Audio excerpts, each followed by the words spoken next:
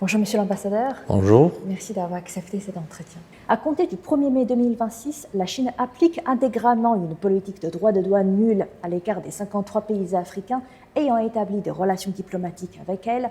Alors, quelle est votre évaluation de cette mesure et surtout quel nouveau moteur pourrait-elle apporter à l'industrialisation du Maroc et de l'Afrique? Merci beaucoup de me recevoir. La Chine est un partenaire important du Maroc. C'est notre troisième partenaire commercial mondial et c'est notre premier partenaire en Asie. Bien évidemment, nous avons accueilli avec beaucoup de respect et beaucoup de satisfaction la décision de son Excellence le Président Xi Jinping d'offrir aux pays africains avec lesquels la Chine entretient des relations diplomatiques une taxation nulle de leur exportation vers la Chine. Donc je crois savoir qu'il y a maintenant des discussions avec les pays de façon bilatérale pour la mise en œuvre pratique de cette mesure importante qui devrait entrer en vigueur, il me semble, à partir du 1er mai. Pour le Maroc, bien sûr, c'est une offre intéressante et nous espérons qu'à travers cette généreuse offre de la Chine, que l'on pourrait augmenter le volume des exportations marocaines vers la Chine.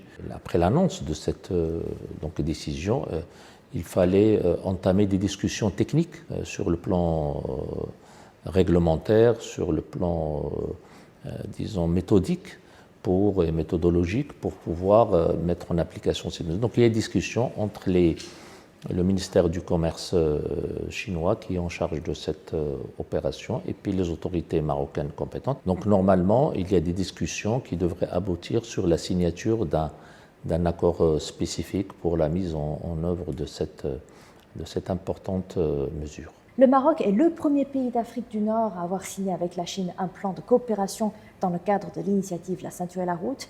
Les investissements chinois engagés au Maroc dépassent déjà les 10 milliards de dollars américains et aussi la coopération s'étend désormais à des secteurs de haute technologie et aussi des secteurs très diversifiés tels que les pièces automobiles et les batteries pour les véhicules électriques. Alors selon vous, comment cette coopération peut-elle contribuer à la montée en gamme de l'industrie au Maroc, voire en Afrique ? Maintenant, nous pensons que le Maroc offre une bonne plateforme pour les investissements chinois, que ce soit de par sa position tout près des marchés de consommation, que ce soit par la qualité de ses ressources humaines, que ce soit par le nombre important d'accords de libre-échange qu'il a conclus avec beaucoup de pays. Il y a pas mal de secteurs qui sont déjà concernés par ces investissements. Vous avez cité les batteries électriques, j'ajouterai les énergies renouvelables bien sûr, l'écosystème de l'industrie automobile, les ressources minières et puis les quelques sociétés également à haute valeur technologique, en plus bien sûr de la participation des grandes sociétés chinoises aux chantiers de développement qui se développent au Maroc en termes d'infrastructures, notamment la construction de la nouvelle ligne de train à grande vitesse. Au Maroc, il y a maintenant énormément de chantiers qui sont ouverts dans beaucoup de domaines, notamment en perspective de l'organisation de la Coupe du monde de football en 2030. Et puis nous souhaitons et nous appelons et nous encourageons les sociétés chinoises, que ce soit celles du secteur étatique ou les sociétés du secteur privé, à venir participer à la construction de ce Maroc émergent de demain. En 2025, le volume du commerce bilatéral entre la Chine et le Maroc a dépassé les 10 milliards de dollars américains, atteignant ainsi un niveau record. Selon vous, quels sont les nouveaux pôles de croissance du commerce bilatéral dans les années à venir ? Nous pensons aussi aux produits agricoles marocains tels que l'huile d'argan, les agrumes ou encore l'huile d'olive.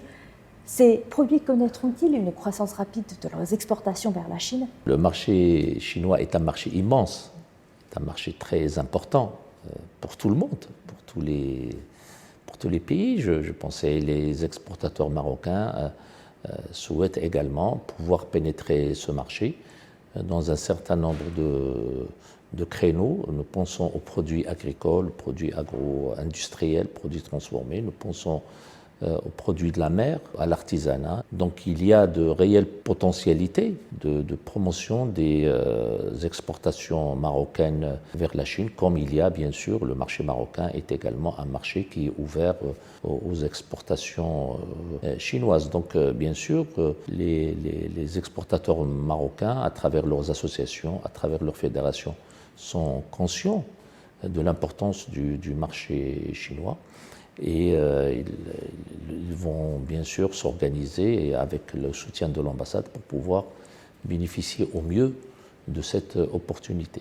On parle aussi des échanges humains et culturels entre la Chine et le Maroc qui sont intensifiés depuis ces dernières années.